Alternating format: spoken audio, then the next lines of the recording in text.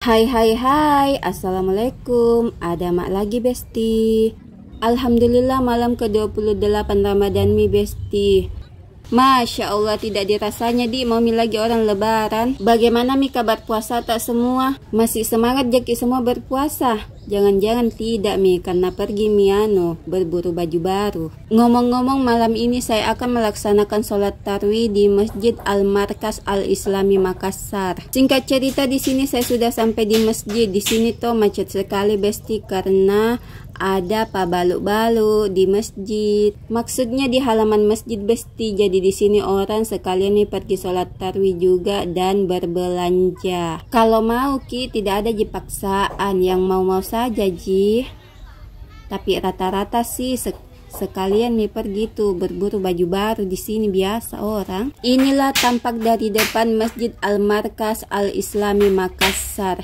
Cakep kita, masjid terbesar ini di Makassar Besti. Jadi yang mau mencari tempat-tempat wisata religi di Makassar kesini maki. Ada mak ini di dalam masjid Besti. Mau mak ini naik, ini bocahku naik duluan mi. Sampai mak ini di atas, alhamdulillah pas kak sampai di atas tol mulai Tommy sholat tarwih. Untung tidak telat kak Besti karena tadi itu deh macet sekali jalan nah dari Perintis sampai ke sini. Oh iya, sekedar informasi Besti, sebentar ini toh bermalam kak di masjid, subuh pi baru pulang kak, mau pi sahur, mau ikut sholat tengah malam.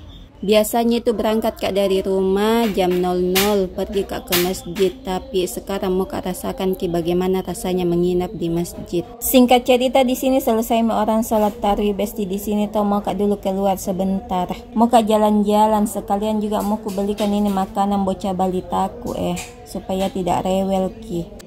Hujan Ki Besti. Ku tunggu dulu ini rada-rada hujan baru jalan kak Besti. Hari-hari kritis ini Besti harus jaga kesehatan, nanti tidak pergi ke sholat Idul Fitri rugi dong.